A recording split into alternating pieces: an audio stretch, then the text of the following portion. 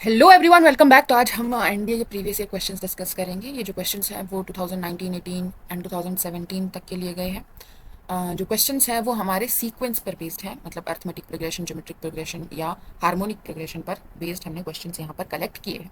शुरू करते हैं। हमारा पहला सवाल है जो बोल रहा है ज्योमेट्रिक प्रोग्रेशन के बारे में, जिसमें कहा गया है कि 200 टर्म्स है, मतलब हमारे पास एक फाइनाइट ज्योमेट्रिक प्रोग्रेशन है। If the sum of odd terms of GP is M. Odd terms के सम हमें एम दिया गया है। ओड टर्म्स बोले तो first term, third term, fifth term, seventh term, ऐसे करके हमारी ओड टर्म्स। तो यहाँ पर ए आ गया, ये आर स्क्वायर आ गया, ए आर स्क्वायर आ गया, ये आर फोर आ गया, ए आर सिक्स आ गया, ऐसे करके हमारी टर्म्स आएंगी। लास्ट ओड टर्म हो जाएगी 199, हो जाएगी ए आर 198। इनका सम हमें कितना दिया गया है? एम दिया गया है। इसमें से हम ए कॉमन निकाल सकते हैं, तो 1 + r² + r4 up to and so on r raise to power 198 हमारे पास m के बराबर दिया गया है। नेक्स्ट बोला गया है सम ऑफ इवन टर्म्स। जो इवन प्लेस पर टर्म्स है उनका सम 9 दिया गया है, यानी कि 2, 4, 6 टर्म का सम n दिया गया है। तो सेकेंड टर्म क्या हो जाएगी? A R. फोर्थ टर्म हो जाएगी ए आर क्यूब। ऐसे करके हमारे पास लास्ट टर्म कौन सी होगी? 200 टर्म, यानी कि ए आर 199। उनका सम n दिया गया है। यहाँ से आपका ए आर कॉमन आ जाएगा, अंदर क्या बचेगा? 1r² plus and so on, कहाँ तक? r रेज़ टू पावर 198 किसके बराबर? n के बराबर दिया गया है। अब ये जो दोनों इक्वेशंस है, अगर हम इन दोनों इक्वेशंस को डिवाइड करते हैं तो हमारे पास क्या आ जाएगा? ऊपर आ गया a 1 + r² प्लस r की power 4 up to and so on plus r raise to power 198 by नीचे आ गया A R into 1 + r² plus and so on plus r raise to power 198 बराबर किसके है? m अपॉन n के बराबर है। ये टर्म हमारी कैंसिल हो जाएगी, ए से ए कैंसिल हो जाएगा, क्या आ गया? 1/r किसके बराबर है? m/n के बराबर है। तो यहाँ से r किसके बराबर आ जाएगा? n/m के बराबर आ जाएगा। हमें क्या पूछा गया था? क्या हमें कॉमन रेशो पूछी गई थी? हाँ बिल्कुल, हमसे कॉमन रेशो ही पूछी गई थी। तो n/m ऑप्शन नंबर बी आपका करेक्ट हो जाएगा। आगे बढ़ते हैं। नेक्स्ट क्वेश्चन है क्वेश्चन नंबर 31। इसमें दिया गया है कि ए बी सी जो है वो एपी में है। एपी में है मतलब अर्थमेटिक प्रोग्रेशन में है। इसका मतलब क्या हो गया? आप यहाँ से बोल सकते हो कि a+c किसके बराबर है? 2b के बराबर है। कि हमने एक नॉन जीरो रियल नंबर लिया है और हमसे पूछा गया है कि इन तीनों स्टेटमेंट में से कौन सी स्टेटमेंट करेक्ट है। तो पहली स्टेटमेंट कह रही है कि k times a, k times b, k times c ये अभी भी एपी में बना रहेगा। तो चेक कर लो एपी में होने के लिए क्या होना चाहिए? के ए प्लस के सी क्या आ रहा है देख लो। यह आ जाएगा k times a plus C. A plus C किसके बराबर है? 2b के बराबर, यानी k टाइम्स 2b आ रहा है, यानी 2 टाइम्स के बी आ रहा है। सही बात है। तो क्या के ए, के बी, के सी अर्थमेटिक प्रोग्रेशन में? हाँ हाँ बिल्कुल है। तो ऑप्शन स्टेटमेंट नंबर 1 हमारी करेक्ट हो जाएगी। नेक्स्ट सेकंड स्टेटमेंट में क्या किया गया है कि माइनस किए गए हैं के में से ए, बी और सी। क्या अभी भी ये एपी में बनी रहेगी? तो यहाँ से आप दोबारा से यही के minus A plus K minus सी क्या आ जाएगा हमारे पास? 2k माइनस ए माइनस सी, माइनस यहाँ से कॉमन ले लेंगे तो ए प्लस सी। राइट। यहाँ पर ए प्लस सी की जगह पर क्या रख दीजिए? 2b, तो 2k माइनस 2b आ जाएगा। यहाँ से 2 कॉमन ले लेंगे तो k माइनस बी क्या आ रहा है? k minus A plus K minus C किसके बराबर आ रहा है? Twice of k minus B के बराबर आ रहा है। तो अभी भी ये एपी में बना रहेगा। सही बात है, सेकंड स्टेटमेंट भी करेक्ट है। थर्ड स्टेटमेंट कह रही है कि क्या जब हम 1/k से मल्टीप्लाई करेंगे एच टर्म को, क्या अभी भी एपी में बना रहेगा? तो यहाँ से भी देख लो कि b/k माइनस a/k क्या c/k माइनस b/k के बराबर है या नहीं है। तो यहाँ से क्या आ जाएगा? b माइनस ए अपॉन के, यहाँ से क्या आ जाएगा? c माइनस बी अपॉन के। ये हमें चेक करना है, ठीक है।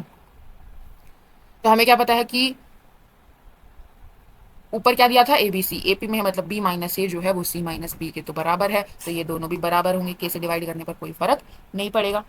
ठीक बात है, दोनों तरफ के से डिवाइड किया गया है, तो ये स्टेटमेंट भी आपकी करेक्ट। ठीक है, एपी में होने के लिए क्या जरूरी है? कॉमन डिफरेंस आना चाहिए हमारे पास, सेम। तो यहाँ से हमारी तीनों स्टेटमेंट्स करेक्ट है। ऑप्शन नंबर डी आपका आंसर बन जाएगा। आगे बढ़ते हैं। नेक्स्ट हमारा अगेन जीपी पे आया है। इसमें बोला गया है कि आपके पास थर्ड टर्म, एट्थ टर्म और 13th टर्म जो है वो दी गई है। थर्ड टर्म दी गई है यानी ए आर स्क्वायर आपको दिया गया है पी। एट्थ टर्म यानी ए आर 7 आपको दिया गया है क्यू।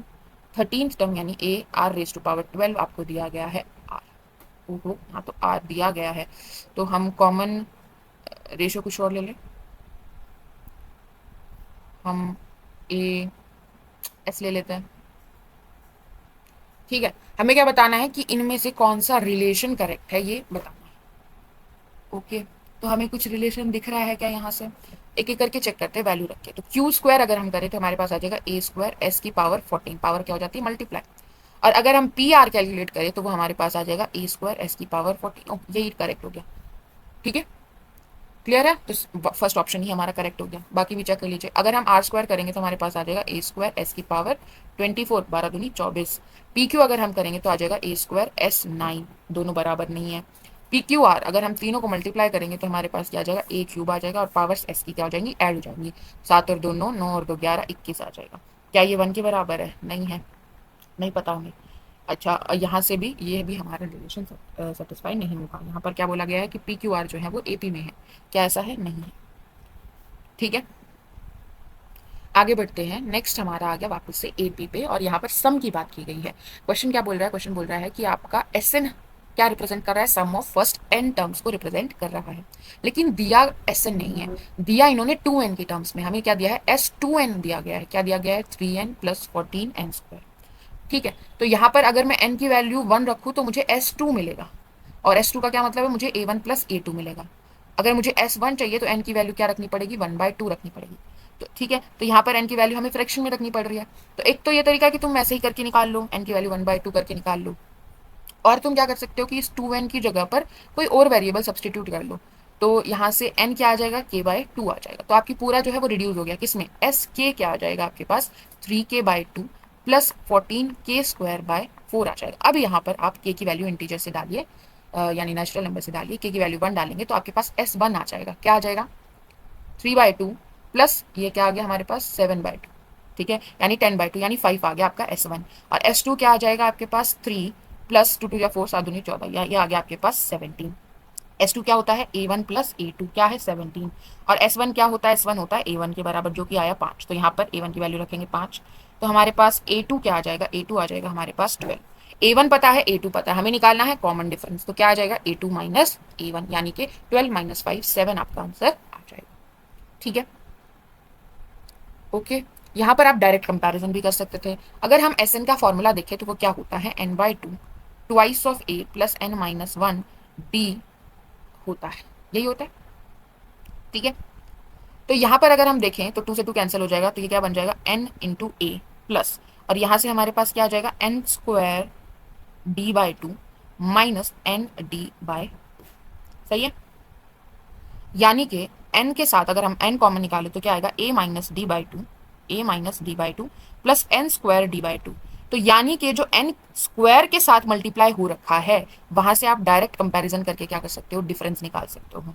यहाँ पर n स्क्वायर के साथ क्या मल्टीप्लाई हो रखा है? 7/2। तो d/2 किसके बराबर हो गया? 7/2। तो d यहाँ से डायरेक्ट आपका 7 आ जाएगा। अगर आपसे a पूछ रहा है तो यहाँ से देखो, a माइनस d/2 किसके बराबर हो जाएगा? 3/2 के बराबर हो जाएगा। तो a क्या आ जाएगा? 3/2 प्लस d/2। d/2 क्या है? 7/2। तो यहाँ से आपका 5 आ गया। ठीक है, तो आप ये याद रख सकते हैं। तो आप डायरेक्ट कंपैरिजन से भी d निकाल सकते हैं। आगे बढ़ते हैं। नेक्स्ट क्वेश्चन है क्वेश्चन नंबर 62।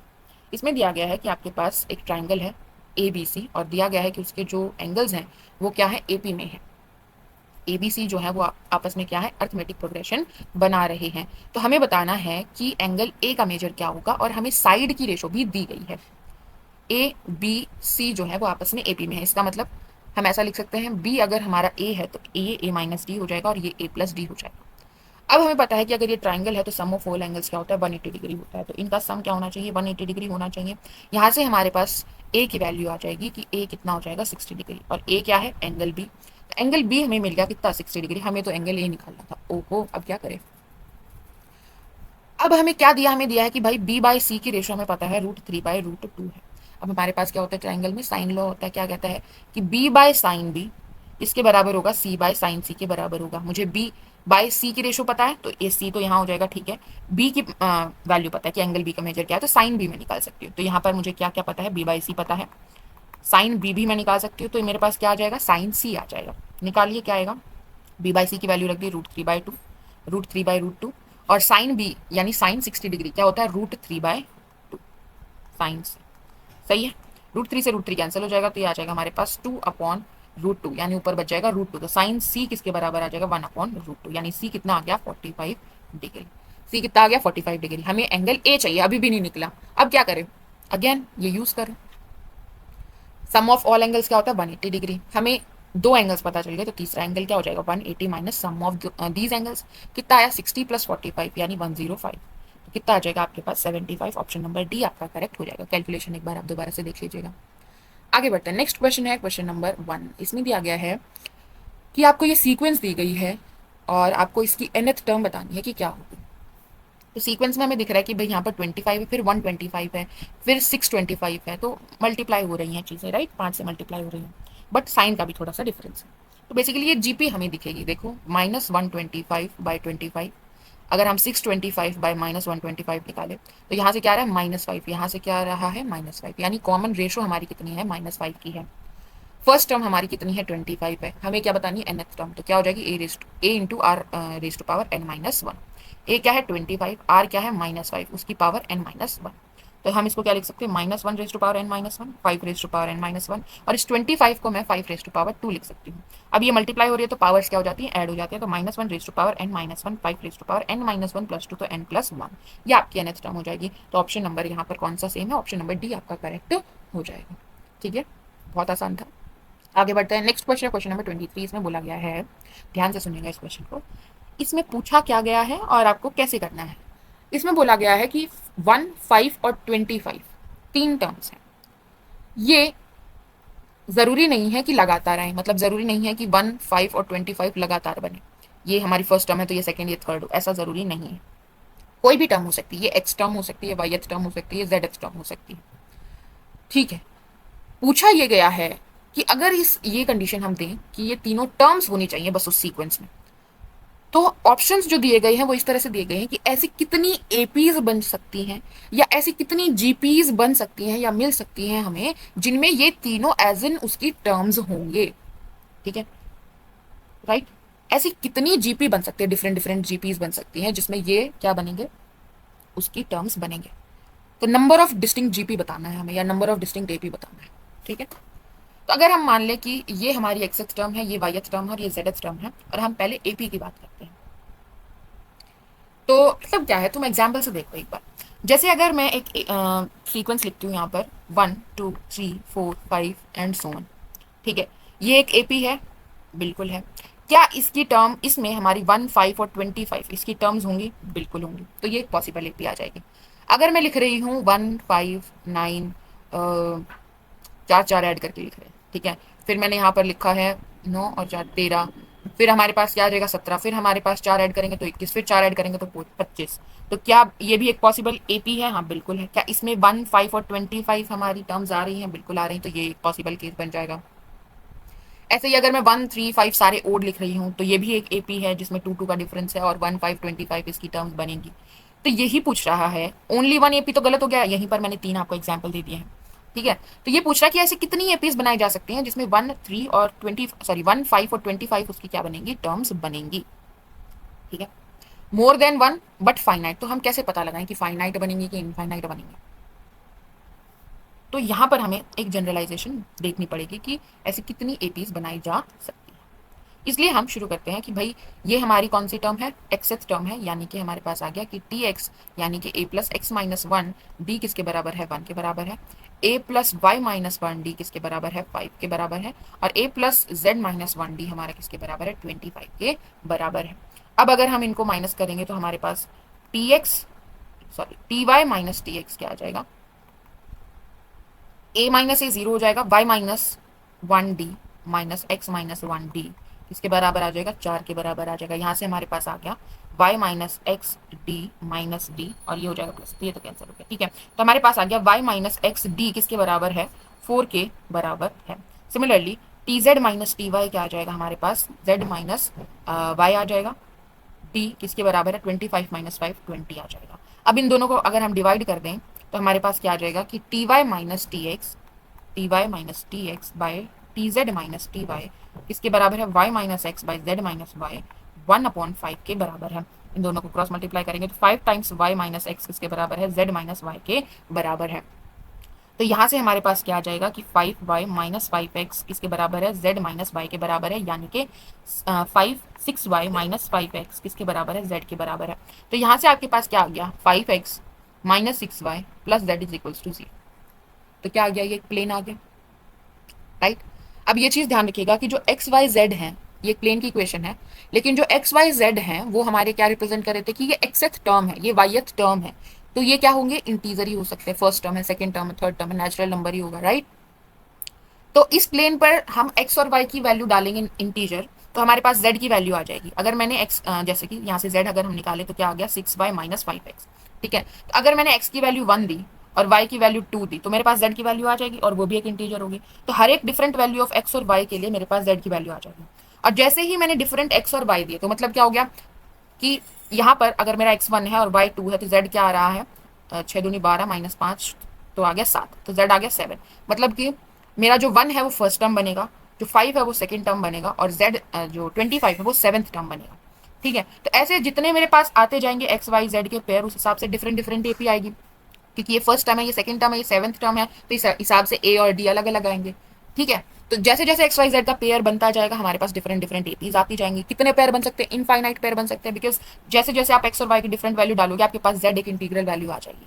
ठीक है, तो यहाँ से हमने डिसाइड किया कि फाइनाइट नंबर ऑफ एपी नहीं है, हम इनफाइनाइट नंबर ऑफ एपी बना सकते हैं। जैसे ही आप एक्स की नेचुरल नंबर से वैल्यू डालोगे, वाई की कोई भी नेचुरल नंबर से वैल्यू डालोगे तो जेड आ जाएगा आपके पास, तो आपके पास नेचुरल नंबर से जेड मिल जाएगा, तो आपके पास इनफाइनाइट पेयर बन जाएंगे और हर एक पेयर की कोरस्पॉन्डिंग एक एपी आ जाएगी। तो यहाँ से हमारा बी ऑप्शन इनकरेक्ट हो जाएगा और सी ऑप्शन करेक्ट हो जाएगा। अब जीपी की बात कर लेते हैं। जीपी की अगर हम बात करें तो कॉमन रेशो पर बात करनी है। ठीक है, तो नाउ सपोज अगर कॉमन रेशो 5 है, ठीक है, तो 1 से शुरू करें तो 5 से मल्टीप्लाई किया तो 5 आ जाएगा, फिर 25 आ जाएगा, तो एक तो ये आ गई। दूसरी क्या बन सकती है कि भाई कॉमन रेशियो में √5 रख लूँ। ठीक, तो यहाँ से 1 √5 आ जाएगा, फिर √5 इंटू √5 5 आ जाएगा, फिर √5 करेंगे तो 5 √5 आ जाएगा, फिर से √5 करेंगे तो 25 आ जाएगा। ठीक है, √5 ना करके मैंने 5 की पावर 1/3 कर दिया, तो 5 की पावर 1/4 भी काम करेगा, उसकी भी ये टर्म्स बनेंगी। 5 की पावर 1/n किसी भी n के लिए आप करोगे तो उसकी ये टर्म्स, उसमें ये टर्म्स मिलेंगी। तो क्या फाइनाइट नंबर है ना, n तो कोई भी वैल्यू आ सकती है, तो यहाँ पर भी हमारी इनफाइनाइट नंबर ऑफ जीपीज होंगी जिसमें 1 5 25 उसकी टर्म्स होंगी। ठीक है, ये सवाल थोड़ा हटके इन्होंने पूछा था। आगे बढ़ते हैं, नेक्स्ट क्वेश्चन है क्वेश्चन नंबर 24, काफी आसान है। इसमें पूछा गया है कि the sum of p plus qth and p minus qth term, आपको सिर्फ p प्लस क्यूएथ टर्म और p माइनस क्यूएथ टर्म का सम करना है। इनका सम एक एपी किसकी है, एक एपी की ये टर्म, ठीक है, वो किसके बराबर होगा ये पूछा गया। तो एपी की हमारी जनरल टर्म होती है a plus N minus 1d, यहाँ पर n की वैल्यू है p plus Q minus 1d और यहाँ पर है p minus Q minus 1d। ठीक है, यहाँ तक तो हमारे पास आ गया 2a प्लस डी, यहाँ से कॉमन ले लेते हैं तो p plus Q minus 1 plus p minus Q minus 1। ठीक है, q से q कैंसिल हो जाएगा, हमारे पास आ गया 2p माइनस 2d बराबर सॉरी प्लस 2a। ठीक है, यहाँ से 2 कॉमन ले लो पूरे से, तो यहाँ आ जाएगा a plus p minus 1d। तो ये क्या है हमारी pth टर्म, कौन सी टर्म, pth टर्म। तो ट्वाइस ऑफ pth टर्म हमारा क्या आ रहा है, आंसर बन रहा है ट्वाइस द pth टर्म। तो ऑप्शन नंबर सी आपका करेक्ट हो जाएगा। क्लियर है, आगे बढ़ते हैं। नेक्स्ट क्वेश्चन है क्वेश्चन नंबर 47, इसमें पूछा गया है कि what is the fourth term of an AP of n terms. हमारी एपी में कितनी टर्म्स है, n टर्म्स, मतलब फाइनाइट टर्म, फाइनाइट एपी है। उसमें बोला है कि whose sum is n plus sorry n into n plus 1, S N आपको दे दिया गया है n इंटू n प्लस 1। तो आपको बताना है कि उसकी फोर्थ टर्म क्या होगी। ठीक है, S1 क्या आ जाएगा आपके पास 1 इंटू 2 यानी 2, S2 क्या आ जाएगा आपके पास 2 इंटू 3 यानी 6। तो यहाँ से आपके पास A1 आ गया 2 और A2 कितना आ गया 4, तो आपके पास कॉमन डिफरेंस कितना आ गया 2 का। तो अगर आपके पास फर्स्ट टर्म 2 है तो फोर्थ टर्म क्या हो जाएगी 3 2 6 यानी 8 आ जाएगी। ऑप्शन नंबर बी आपका करेक्ट हो जाएगा। ठीक है, क्या बन रही है वैसे ये इवन नंबर्स की। ठीक है, वैसे आप ये याद भी रख सकते हैं कि हमारी जो पहले n नेचुरल नंबर्स होते हैं, पहले n ओड नेचुरल नंबर्स जो होते हैं उनका सम किसके बराबर आता है, n स्क्वायर के बराबर आता है। यहीं से आता है, एपी से ही फॉर्मूला निकला है। ठीक है, और पहले n इवन नेचुरल नंबर्स का सम कितना आता है आपके पास, n इंटू n प्लस 1 आता है, या फिर कई जगह n स्क्वायर प्लस n करके लिखता है। ठीक है, याद रख सकते हैं आप। नेक्स्ट क्वेश्चन है क्वेश्चन नंबर 2, इसमें पूछा गया है if an finite GP has first term x, उसकी पहली टर्म क्या है x है, and the sum is 5, infinite GP है। ठीक है, उसका सम 5 है। सम ऑफ इनफाइनाइट जीपी क्या होता है, a upon 1 minus r, a is the first term, r is the common ratio. तो हमें क्या बोला है, फर्स्ट टर्म x है, कॉमन रेशियो हमें दी नहीं गई है, लेकिन सम हमें 5 दिया गया है। हमें बताना है कि इस x पर क्या रिस्ट्रिक्शन है। ओके, तो यहाँ से हमें क्या पता चलता है कि भाई x/5 जो है वो किसके बराबर है, 1 माइनस r के बराबर है। और अगर हम इनफाइनाइट जीपी की बात करें और उसका हम सम निकाल पा रहे हैं, इसका मतलब क्या है कि वो इनफाइनाइट जीपी जो है वो क्या है, कन्वर्जेंट है। कन्वर्जेंट कब होती है, जब r का मॉड्यूलस हमारा क्या हो, लेस देन 1। ठीक है, इसका मतलब r के ऊपर रिस्ट्रिक्शन है हमारे पास कि r हमारा कहाँ से कहाँ लाई करना चाहिए, -1 से लेकर 1 के बीच में लाई करना चाहिए। अब इस r की रिस्ट्रिक्शन से मुझे x की रिस्ट्रिक्शन तक पहुंचना है। ठीक है, तो निकालते हैं आर की वैल्यू यहाँ से निकाल लूँ, नहीं एक्स को इन टर्म्स ऑफ आर निकाल लेते हैं। तो एक्स यहाँ से क्या आ जाएगा 5 माइनस 5 आर आ जाएगा। तो हमें क्या करना पड़ेगा 5 से मल्टीप्लाई कर लेते हैं, तो 5 आर आ जाएगा हमारे पास -5 से लेकर 5 के बीच में। माइनस दोनों पूरी इनइक्वालिटी को माइनस से मल्टीप्लाई कर देंगे तो -5 हो जाएगा। इनइक्वालिटी भी चेंज हो जाएगी, -5 आर यहाँ से आ जाएगा हमारे पास 5। अब इसमें +5 कर दीजिए तो ये 0 हो जाएगा, यहाँ पर 5 -5 आर हो जाएगा और यहाँ पर 10 हो जाएगा। तो 0 से लेकर 10 के बीच में हमारा क्या कर रहा है एक्स लाए कर रहा है। तो ऑप्शन नंबर सी आपका करेक्ट हो जाएगा। इसमें क्या इंपॉर्टेंट कॉन्सेप्ट था कि इनफाइनाइट जीपी का सम आप कब निकाल सकते हो, जब आपकी कॉमन रेशो जो है वो क्या होनी चाहिए, मोड उसका <<1 होना चाहिए। मोड <<1 होना चाहिए मतलब आपका आर जो है वो -1 से लेकर 1 के बीच में लाए करना चाहिए, तभी आप जीपी का सम निकाल पाएंगे, इनफाइनाइट जीपी का सम निकाल पाएंगे। ठीक है, आगे बढ़ते हैं। नेक्स्ट है हमारे पास क्वेश्चन नंबर 7। इसमें बोला गया है कि the sum of series is equals to, इस सीरीज का सम बताना है और हमें ये दिख रही है कि ये इनफाइनाइट सीरीज है। पहले हमें चेक करना है कि भाई ये कैसी है, जीपी है या एपी है। तो हमें दिख रहा है कि भाई 3 आया, फिर -1 आया, फिर 1/3 है, फिर 1/9 है। तो second term by first term, या फिर आप क्या कर सकते हो 1/3 third term by first term. तो क्या आ रही है कॉमन रेशियो -1/3 आ रही है और इसका मॉड्यूलस जो है वो क्या है <1 है। तो इनफाइनाइट जीपी का सम निकाला जा सकता है। कॉमन रेशियो हमें पता है, ए हमें पता है, तो सम क्या आ जाएगा ए 3 है बाय 1 माइनस आर, आर क्या है -1/3, तो प्लस हो जाएगा 1/3। क्या आ गया 3/3 + 1 4/3 आ जाएगा, तो 9/4 आ जाएगा। ऑप्शन नंबर सी आपका करेक्ट हो जाएगा। ठीक है, पहले थ्योरी से क्वेश्चन पूछा गया, फिर हमें उसी की एप्लीकेशन दी गई है। आगे बढ़ते हैं, नेक्स्ट क्वेश्चन है क्वेश्चन नंबर 26। इसमें दिया गया है कि let T R be the rth term of an AP, AP की rth टर्म को टी आर रिप्रेजेंट कर रहा है। तो हमें बताना है कि for sum distinct positive integer m and n, T M हमें दिया गया है 1/n और टी एन हमें दिया गया है 1/m। हमें टी एम एन बताना है कि क्या होगा। टी एम मतलब mth टर्म, क्या मतलब a + m-1d दिया गया है, किसके बराबर 1/n के बराबर। टी एन मतलब nth टर्म, तो a + n-1d हमें दिया गया किसके बराबर है 1/m के बराबर है। हमें ये बताना है, मतलब हमें बताना है mn-1d बताना है कि क्या होगा। हम इन दोनों को क्या कर देते हैं डिवाइड कर देते हैं, तो हमारे पास क्या आ जाएगा कि a + m-1d upon a + n-1d किसके बराबर है, ये m ऊपर चला जाएगा n नीचे आ जाएगा, क्रॉस मल्टीप्लाई कीजिए तो आपके पास आ गया na + mn-nd किसके बराबर है ma + mn-md। ठीक है, अब एक तरफ लेकर आइए कंटेंट को, तो हमारे पास a के साथ क्या हो जाएगा n-m हो जाएगा, d के साथ क्या आ जाएगा हमारे पास mn - n, और ये इधर आएगा तो -mn + m। ठीक है, किसके बराबर है 0 के बराबर है। तो यहाँ से हमारा mn और mn क्या हो जाएगा कैंसिल हो जाएगा, तो हमारे पास n - m कॉमन आ गया, ले लेते हैं, तो अंदर क्या बचेगा a - d। ठीक है, किसके बराबर 0 के बराबर है। या तो n जो है वो m के बराबर है या a हमारा d के बराबर है। तो n क्या m के बराबर हो सकता है, इन्होंने बोला था कि m और n क्या है डिस्टिंक्ट पॉजिटिव इंटीजर है, तो ये वाला केस तो हो नहीं सकता। तो क्या केस है कि a d के बराबर है, ए डी के बराबर है। इसका मतलब क्या हो जाएगा, यहाँ पर हमारे पास आ जाएगा a + m-1 a, यानी कि आ गया a + ma - a इसके बराबर है 1/n के बराबर है, यानी कि ma किसके बराबर है 1/n के बराबर, तो a क्या आ जाएगा 1/mn आ जाएगा। ठीक है, a की वैल्यू 1/mn + mn - 1 और a और d दोनों बराबर है, तो ये भी 1/mn आ गया। तो यहाँ से क्या आ गया 1/mn - 1/mn कैंसिल हो जाएगा और 1 आपका आंसर आ जाएगा। तो ऑप्शन नंबर सी आपका आंसर बन जाएगा। ठीक है, क्लियर है। आगे बढ़ते हैं, नेक्स्ट क्वेश्चन है क्वेश्चन नंबर 46 और इसमें हमें बात की गई है जीपी के ऊपर। इसमें बोला गया है कि आपके जीपी की जो सेकंड टर्म है वो 2 है, जीपी की सेकंड टर्म 2 दी गई है, यानी ए आर आपको 2 दिया गया है and the sum of its infinite term is 8। Infinite terms का सम जो है वो 8 दिया गया है, मतलब कि a/1 - r की वैल्यू आपको 8 दे दी गई है। आपको बताना है कि हमारी जीपी क्या है, कैसे बताएंगे। अब अगर हमारा ए निकल जाए तो काम चल जाएगा, बिकॉज सब में हमने देखा कि जो फर्स्ट टर्म है वो डिफरेंट है। ठीक है, ये तो हो ही नहीं सकता, सेकंड टर्म 2 होनी चाहिए। ओके, तो ए निकालते हैं, तो यहाँ से मैं क्या निकाल लेती हूँ आर निकाल लेती हूँ। आर क्या आ जाएगा 2/a, यहाँ पर रख देते हैं, तो a/1 - 2/a किसके बराबर है 8 के बराबर है। तो हमारे पास आ गया a = 8 - 8 × 16/a, यानी आ गया हमारे पास a² बराबर 8a - 16, यानी कि आ गया a² - 8a + 16 बराबर है 0।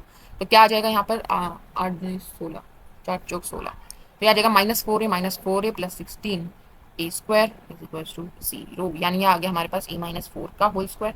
ठीक है, इज इक्वल्स टू 0, यानी ए की वैल्यू क्या आ जाएगी, 4 आ जाएगी, ए की वैल्यू 4 आ जाएगी। तो यहाँ पर ऑप्शन नंबर सी आपका आंसर बन जाएगा। आगे बढ़ते हैं, नेक्स्ट क्वेश्चन है क्वेश्चन नंबर 47 और इसमें बोला गया है कि इफ ए बी सी, देखो यहाँ पर कंक्लूड हो जाएगा पूरा आपका। इसमें बोला कि ए बी सी जो टर्म्स हैं वो एपी में है, जीपी में है या एचपी में है, तीनों केसेस आपको चेक करने हैं। और उन केसेस में आपको ये बताना है कि अगर ऐसा है तो ये क्या होगा, ये किसके बराबर आएगा। तो सबसे पहले हम लेकर चलते हैं कि ए बी सी किस में है, एपी में। अगर ये एपी में है तो बी माइनस ए किसके बराबर हो जाएगा, सी माइनस बी के बराबर हो जाएगा। तो यहाँ से आ जाएगा कि B minus A by C minus B क्या हो जाएगा, 1 हो जाएगा। ऊपर से अगर मैं माइनस कॉमन निकालूँ तो ए माइनस बी, नीचे से भी माइनस कॉमन निकाल लेंगे तो बी माइनस सी क्या हो जाएगा, 1 हो जाएगा। तो ये गलत, ये गलत, ये इन दोनों में से हो सकता है। अब हम लेकर चलते हैं कि ये हमारे पास किस में है, जीपी में है। जीपी में अगर है तो हमारे पास क्या है कि ए सी जो है वो बी स्क्वायर के बराबर है। ठीक बात। हमें किसके बारे में बात करनी है, हमें बात करनी है ए माइनस बी और बी माइनस सी के बारे में कि इसकी वैल्यू क्या होगी। ऐसा ना करके हम उसको ऐसे लिखते हैं, ए हम ए मान लेते हैं, बी हम मान लेते हैं वो ए आर है, और सी हम मान लेते हैं ए आर स्क्वायर। ठीक है, तो ऐसा करके आसान हो जाएगा। ए माइनस बी निकाल लेते हैं ऊपर, तो ए माइनस ए आर हो जाएगा, नीचे क्या है बी माइनस सी यानी A are minus A R square हो जाएगा। जीपी में लेकर चल रहे हैं राइट। ऊपर से ए कॉमन आ जाएगा 1 माइनस आर, नीचे से हमारा ए आर कॉमन आ जाएगा, अंदर बच जाएगा 1 minus R. 1 minus R cancel हो जाएगा और ए से ए कैंसिल हो जाएगा, तो क्या आया 1 अपॉन आर। मतलब जो कॉमन रेशो है उसका क्या करना है, रेसिप्रोकल करना है। कॉमन रेशो कितनी है, अगर ए बी सी जीपी में है तो कॉमन रेशो क्या होगी, बी अपॉन ए। तो इसका रेसिप्रोकल क्या हो जाएगा, ए अपॉन बी। तो हमारा ए अपॉन बी ही है दोनों में, इसको निकालने का कोई फायदा नहीं हुआ। अब एचपी कर लेते हैं। मान लेते हैं कि ए बी सी हमारे किस में है, एचपी में। इसका मतलब 1 अपॉन ए 1 अपॉन बी 1 अपॉन सी किस में है, एपी में है। एपी में है इसका मतलब क्या है कि 1 upon B minus 1 upon A जो है वो बराबर है 1 upon C minus 1 upon B के। ठीक है, तो यहाँ से आ गया कि A minus B upon A B किसके बराबर है, B minus C upon B C के बराबर है। हमें किसकी निकालनी है value, A minus B upon B minus C की। तो इसके नीचे ले आओ, तो क्या आ जाएगा, ये A B upon B C आ जाएगा। तो बी से बी कैंसिल हो गया, A upon C, option number C आपका आंसर बन जाएगा। क्लियर है। आगे बढ़ते हैं, नेक्स्ट क्वेश्चन है क्वेश्चन नंबर 9।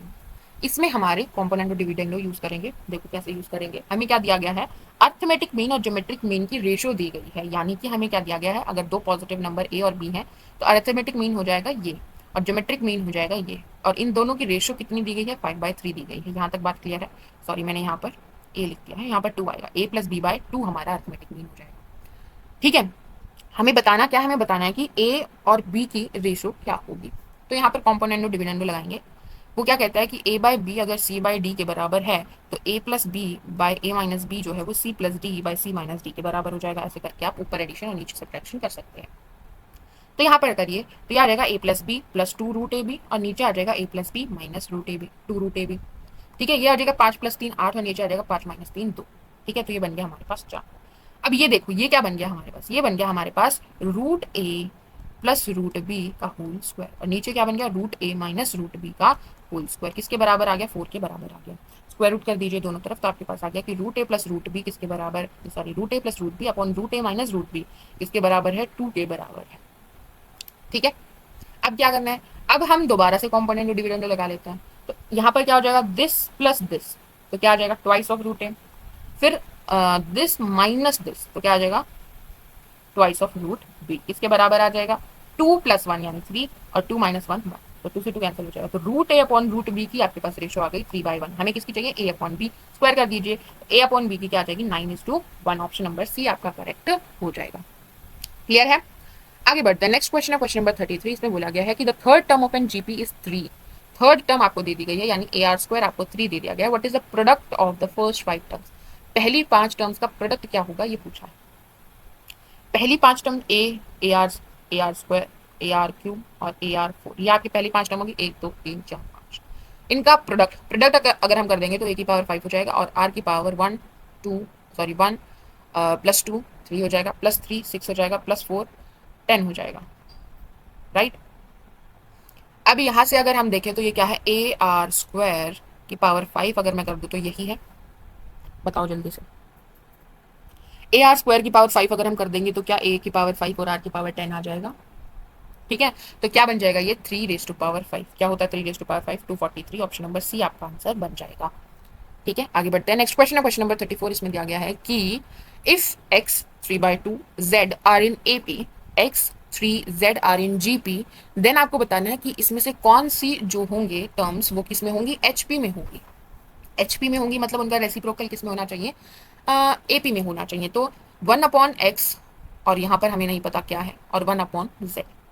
तो बेसिकली क्या होगा, ये अर्थमेटिक मीन हो जाएगा 1/x और 1/z का, तो निकाल लो अर्थमेटिक मीन। ठीक है, क्या हो जाएगा, x plus Z upon 2xz। हमें दिया गया था कि जो ये टर्म्स हैं, 3 टर्म्स, ये किसमें है, AP में है। इसका मतलब x प्लस जेड किसके बराबर है, ट्वाइस ऑफ 3/2 के बराबर, यानी 3 के बराबर है।